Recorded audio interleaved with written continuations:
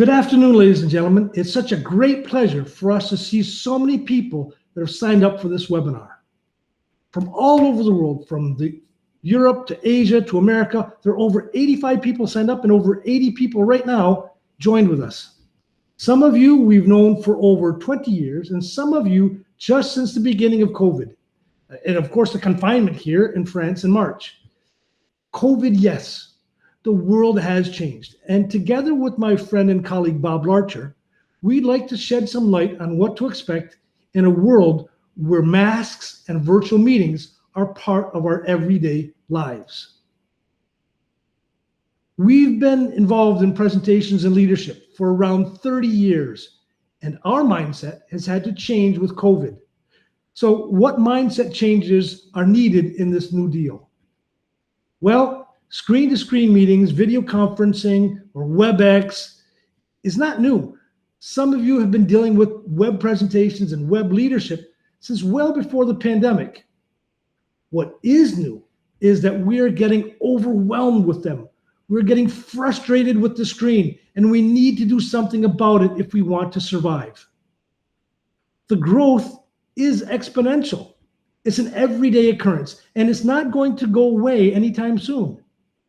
The same way that PowerPoint changed the game over 30 years ago, today the game is changing again.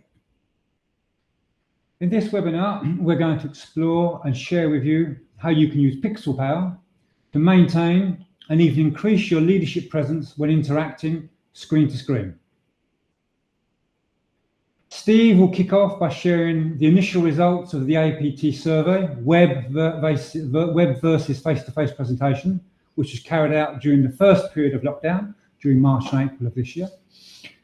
We will then take questions before linking all of this to the subject of leadership. In part one of the main presentation, Steve will share the leadership impact within 3 types of presentations. In part two, I will show you how your screen-to-screen voice and personality come into play. We'll see what emotional impacts web presenting has.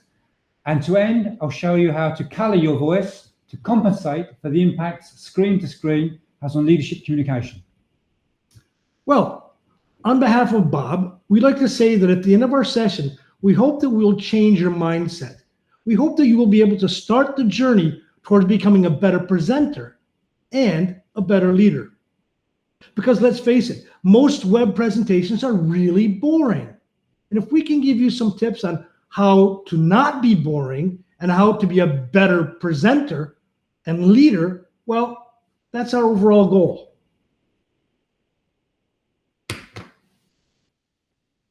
So, what did we initially learn from our survey? Beginning of the lockdown, confinement, beards and blues, but about 329 respondents. And this is the first level of our analysis. It's simple, yet effective before a deep dive in the data mining that we're still analyzing. So first of all, the first thing we learned is everyone wants you to get to the point. And you need to do this even faster than in a face-to-face. Why? Well, think about it. What are you doing right now? Are you multitasking? What am I really in competition with? Your emails, your messages, your reports. Are you fully focused? Maybe, maybe not. And I know that. So I have to make sure you know my points as soon as possible. In the beginning, don't drag it on and do the deductive approach of thesis, antithesis, synthesis, where all your points are at the end. Do a demonstrative approach where you prove something stated in the beginning. Of course, starting and stopping is a really and crucial factor, even more important than now, because you don't want to get cut off. Then if you don't want to get cut off, make sure you finish before the time slot is over. I know that many of you have another Meet, WebEx, Zoom, Teams right after this one. So what about our second point? Second of all, have you heard of the term zombies? Not zombies, but zombies. Screen fatigue is killing us, and getting your messages across to a tired audience is a real new challenge. your eyes ache, your brain is bursting, and in general, it's more difficult to concentrate. In fact, only around 40% of the respondents said that they were satisfied as a viewer. Aside from the IT problems we all have from time to time, just watching a screen and listening with your computer sound system is not a really fully satisfying experience. And more than 85% find it more difficult to understand the web presenter, especially when listening to non-native English speakers, even if the web audience member has English as a mother tongue. Some platforms like Microsoft Teams or Google Meet do have voice-to-text capture to subtitle the speaker, and it's not bad. In fact, it can really help native and non-native viewers. It's no wonder that a huge 70%, 77% majority still prefer face-to-face communications in presentations. And you don't see that this will replace the human connections in large conferences. But until COVID is over, we are stuck without symposia or big meetings. So how can you hook as a speaker? How can you get hooked as a viewer? Well, if PowerPoint readers were deadly before COVID, they're even more lethal today. Distractions and multitasking are part of screen-to-screen life, and presenters lose the advantage of physical, charismatic energy. Engaging body language and movement when you are sitting in front of a webcam is not easy. Not impossible, but not easy. In fact, some webcams can actually track your movement, and you can even move things around if you are technically savvy. But you really need to focus on your voice to do the job, because you may not even be seen. This is, in fact, my teaser for you to hear Bob's part on screen voice. So, the paradox. Number 6 is a real paradox. We see that 83% say it's more important to see the speaker. But why do only half say that they have their web camera on? Over 3/4 say they turn the camera off because others turn their cameras off. And yet presenters all say that not seeing their web audience has a negative effect. At the same time, 78% also say that seeing the web presenter provides added value. Well, how can this paradox be explained? Well, possibly in a large web audience like today, being seen is less important than seeing the presenter. And quite frankly, seeing tons of people in thumbnail images on a screen is not really the best option. This is consistent with large audience webinars, but not so much with teleworking and in smaller groups. Presentation length also has an impact. Attention rates have dropped. 60% say that the attention span has decreased. So there's competition for attention, and it is incredible. And yes, even a chat function is a competitor for your audience's attention.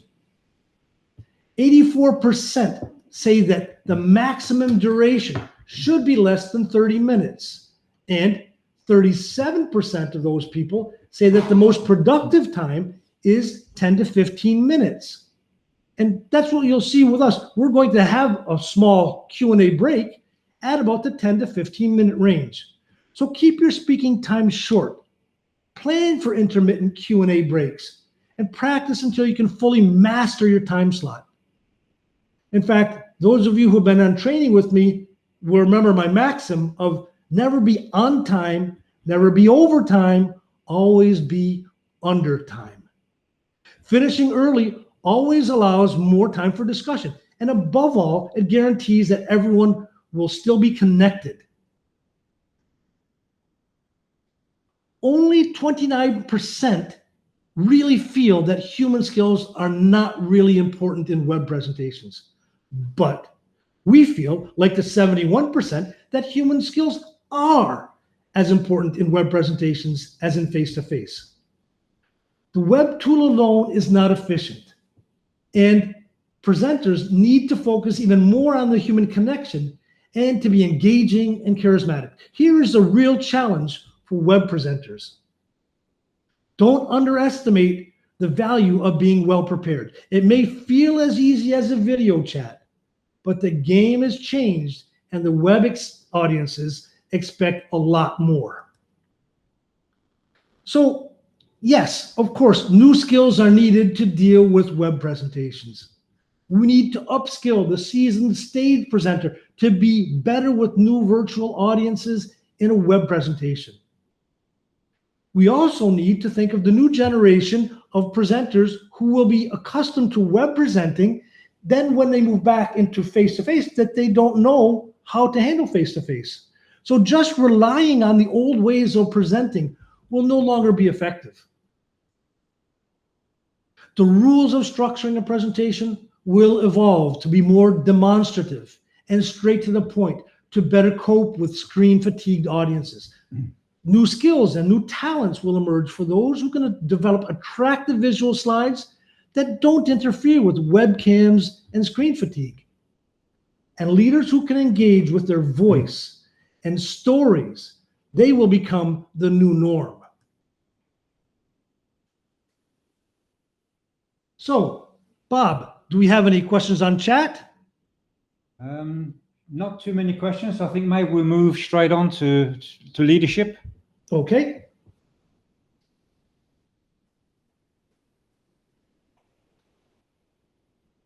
So, how does all of this information fit into leadership? Well, the basic principles of leadership do not change. However, the ways to communicate are changing. Engaging your team is making sure the right messages are received. They are just more challenging today than before. So let's move to the second part of my presentation. Rest assured, it is not as long as the first, but it will pave the road for Bob in a few minutes. One concept that will never, ever change is this. Leaders know that the world belongs to those who know how to speak. Not write, not read, or make fancy slides. This has been and always will be, in my opinion, the key to leadership. Of course, you must lead by example, but leadership communication is about speaking, not about cascading slides to your team, because slides don't lead people, people lead people. Remember, you lead the slides and the slides don't lead you.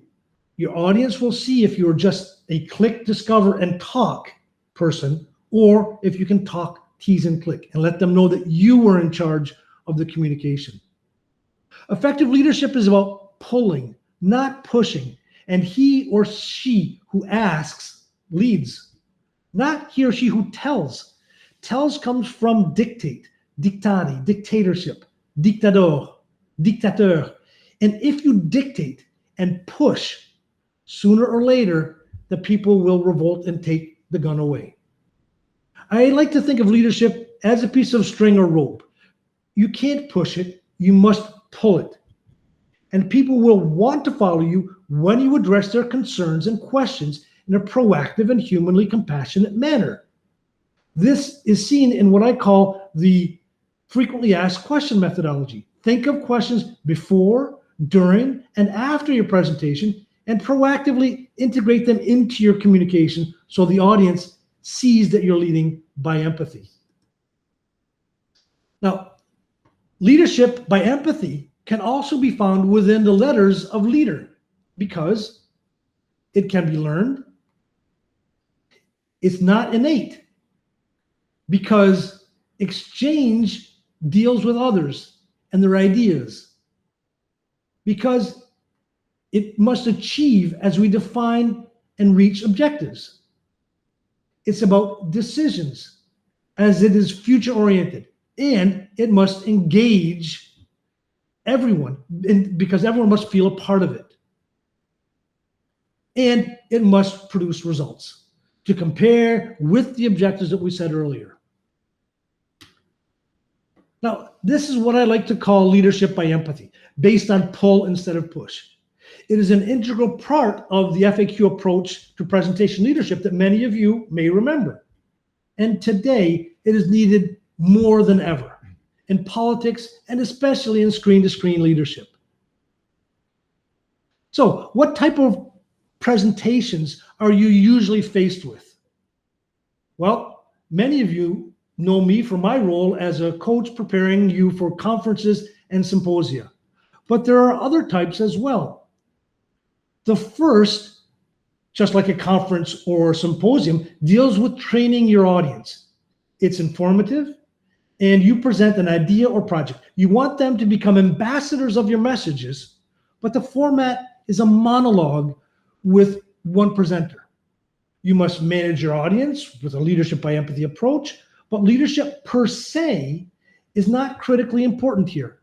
It is a monologue. Then there's also exchanging. It's not decision-oriented, and you discuss and react together. Leadership starts to become important as you want to get your views across. There are several people speaking, and it is a dialogue. Then there is deciding. And here is clearly a question of influencing, persuading, federating, and making decision and planning actions. There are many presenters, and it is full of monologues, dialogues, and interruptions. This is where leadership clearly becomes important. These three scenarios are classic. They existed before web presenting, and they will also exist with web presenting. But successfully presenting in the screen-to-screen world is another challenge, and you will need to rethink how you do it. What is really true today is that although the meetings may be virtual, the outcomes are real. To help us rethink the new mindset, let me pass the ball on to Bob. Okay. Thanks, Steve. And in part two, we're going to look at some insights from neurosciences and from the world of emotions, and how they can help us to understand this new screen-to-screen world. And we will explore how voice is fast becoming the new body language, and in particular, how to color your voice.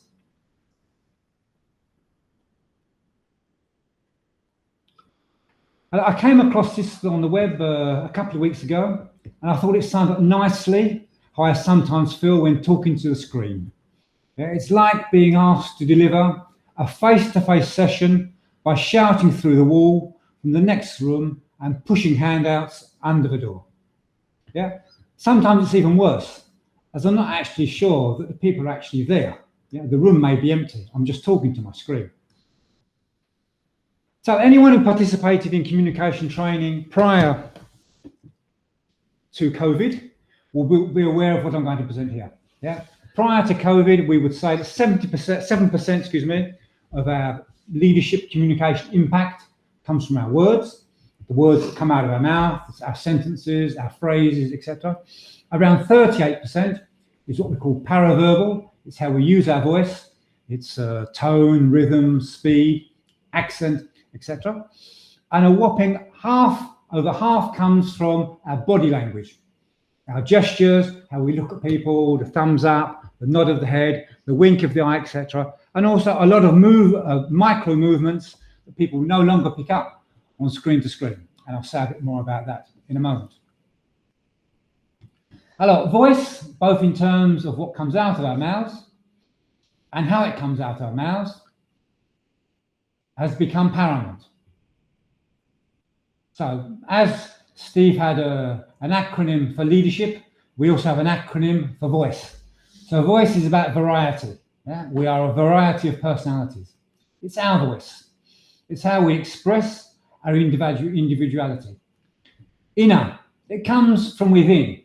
Yeah? And it's our way of communicating what we have inside, outside. It's how we externalize our interiority. And it's how we externalize our emotions. We express our emotions through our voice. So before going further maybe into emotions and voices, just a few words from the world of neurosciences.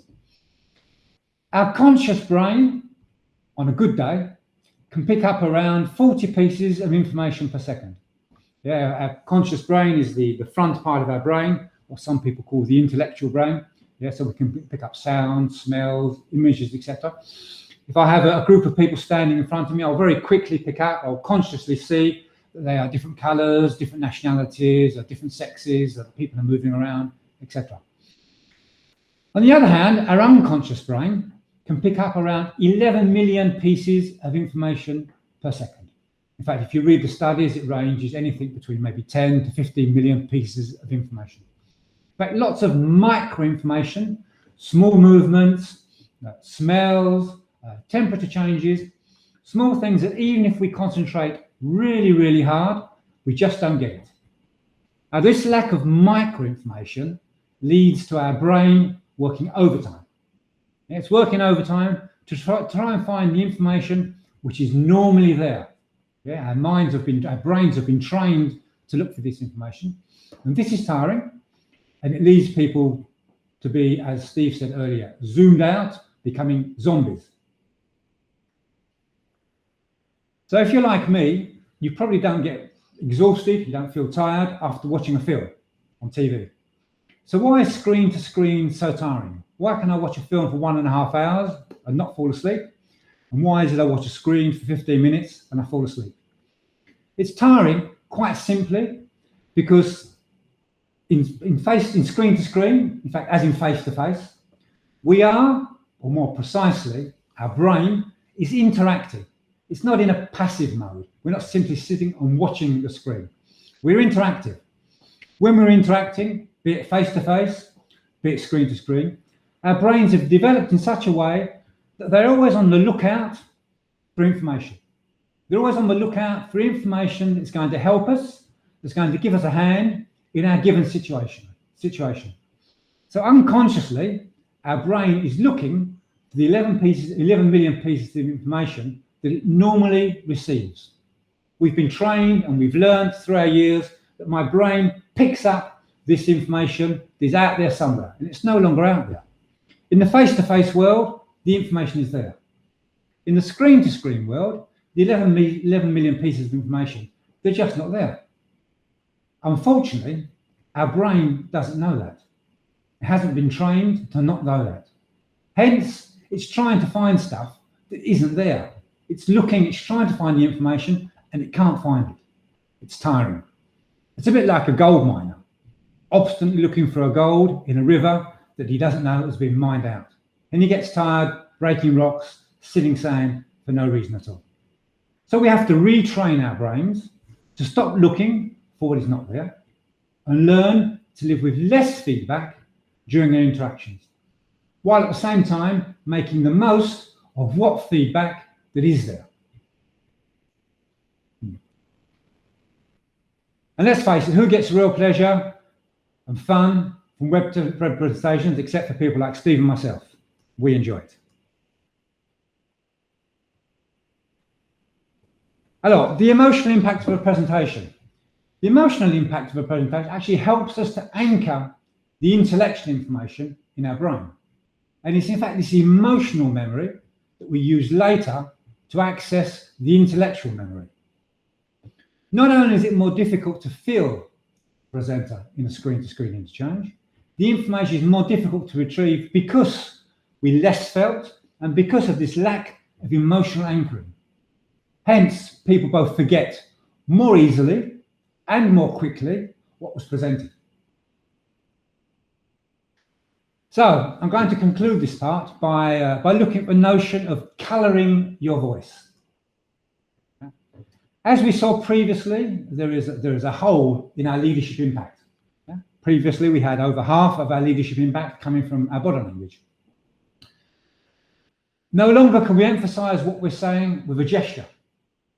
If I were to stand up to emphasize something, I would simply disappear from the screen and you would see that I'm actually sitting here in swimming trunks.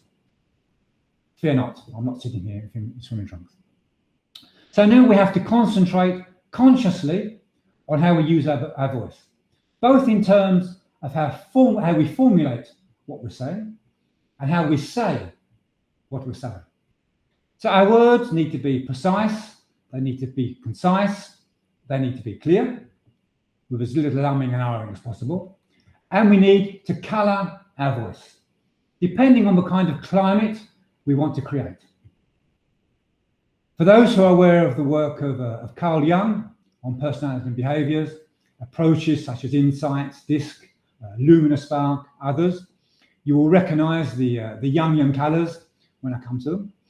So we have 4 major voice colours that we can use independently, or we can combine together to create different types of climate. So we have a red voice, often referred to as a fiery red voice, which we would use to show urgency and the need for action. We have a sunshine yellow voice, which we would use to show conviviality and to create inclusion. We have an earth green voice, which we would use to show trust and empathy. And we have a cool blue voice, which we would use to show authority or knowledge. So take a bit of a deeper look into each of the voice colours. So our red voice, as I said, is used to create urgency. It has the objective of creating action. So not only will we use time and action related words, now, act, objectives, deliverables, milestones, we will also adjust the characteristics of our voice to create this sense of urgency. We will probably speak faster, the pauses will be shorter, we won't allow people time to butt in on top of speaking, we will be quite direct. If on the other hand, we want to create conviviality, we're going to use a yellow voice. A yellow voice, sometimes called the sunshine yellow voice, it's a nice, warm, including voice. Has this objective of including people. So again, we will use words which correspond to being convivial and inclusive. So we'll have words such as fun, pleasure, we, us, together, ensemble. And we will also adjust again the characteristics of our voice to create this sense of conviviality. So maybe a bit more colour to our voice, a bit more variety in the rhythm, probably a bit more spontaneity, probably a bit more enthusiasm in our voice. If on the other hand, we want to create trust and we want to be seen as reassuring, we're going to use our green voice. Our green voice, we're going to be using words such as support, help, understanding. And we're going to use a slower, more relaxed, probably more thoughtful tone. And finally, if you want to create a sense of authority in the sense of, I know what I'm talking about, my words will be very factual. They will be very analytical. And I'll express them in a very conclusive tone. There will be no room for arguments. There is X, there is Y, and there is Z. People won't want to argue with me. I will sound as though I know what I'm talking about. Obviously, all of this has to be balanced. Sometimes we need to speak with a polychromic voice. We need to integrate elements from the 4 colours. And sometimes we need to speak with a monochrome voice to emphasise urgency, conviviality, empathy, etc. We need to be aware that speaking slowly can provoke calm. It can also provoke boredom. And speaking fast can be engaging, but can also transmit anxiety and nervousness. Lowering our voice tends to increase the emotional involvement of the listeners. People lean forward. I've even seen this happen on the computer screen. The presenter speaks more slowly with a lower voice, and people actually lean forward to try and listen. On the other hand, raising our voice tends to increase the physical involvement of people. Again, I've seen people on the computer, when the presenter suddenly raises his voice, people sit up. Yeah? Clearly, all of this is important in the face-to-face world. But in the face-to-face world, we've learned to do it quite naturally. Yeah? The hidden signs are out there. Our unconscious brain is picking up those hidden signs. Although it's more important in the screen-to-screen world because those hidden signs are no longer there. And we need to be more conscious of both what we're saying and how we're saying it. So, enough from me. Time for a change of accent and undoubtedly a colour. I'll hand over to Steve to conclude.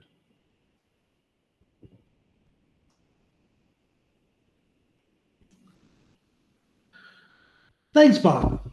That was really fascinating. These are our challenges, or better put, our opportunities.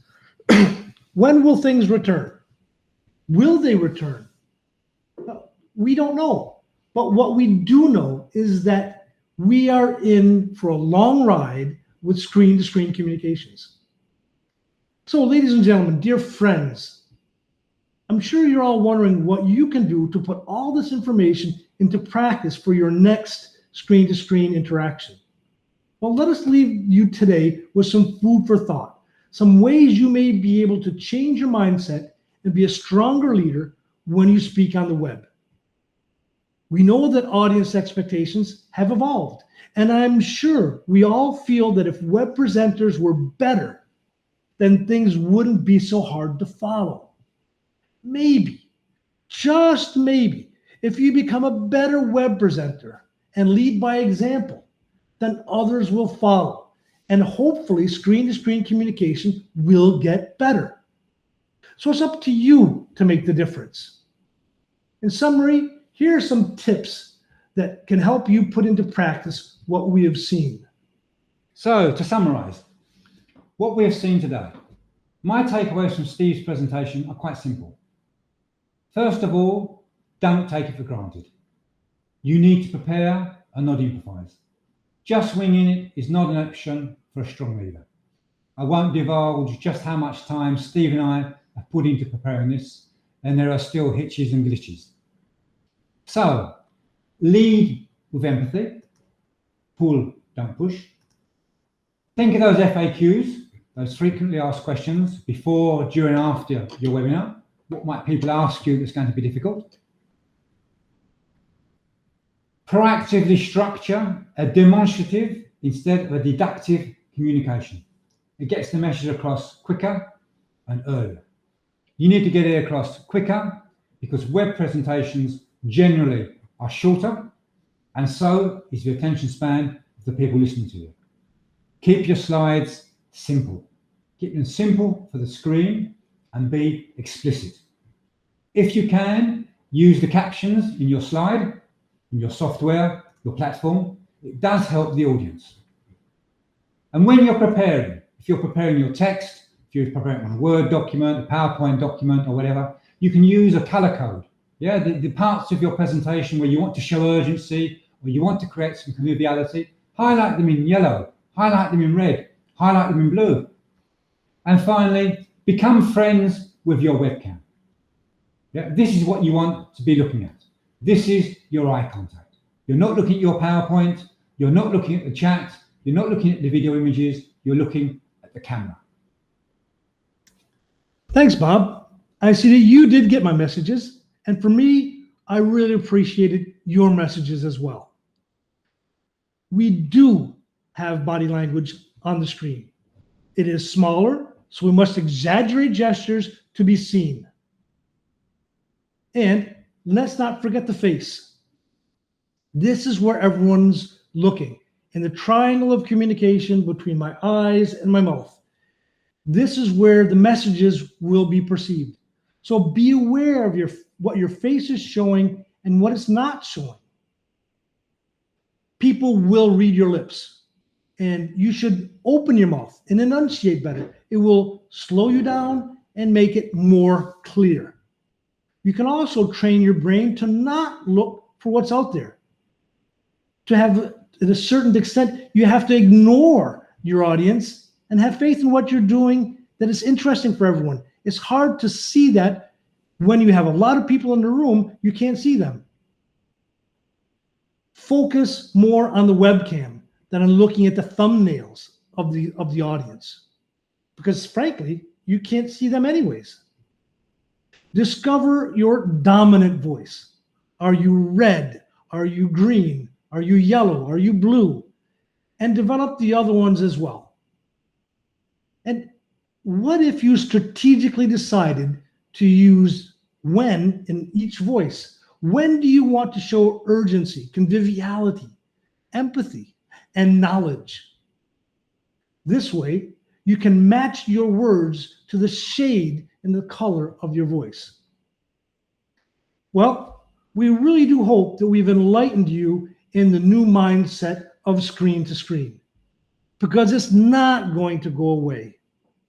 And even though the meetings are virtual, The outcomes are real. thank you very much. Danke, merci, Merci, gracias. spasiba. We look forward to seeing you in our future webinars. Stay tuned and good luck. Look forward to seeing you face to face one of these days. Bye-bye. Bye bye.